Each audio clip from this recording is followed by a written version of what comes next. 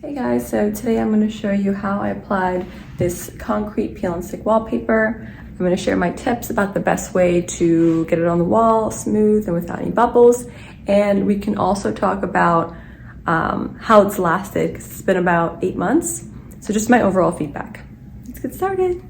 For materials, you're going to need contact paper, measuring tape, scissors, an X-Acto knife, and a squeegee to make your life easier.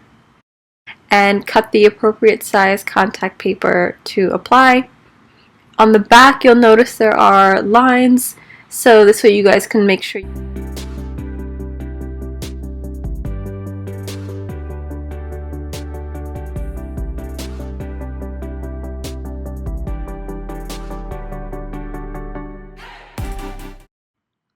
For materials, you're going to need contact paper, measuring tape, scissors, an X-Acto knife, and a squeegee to make your life easier.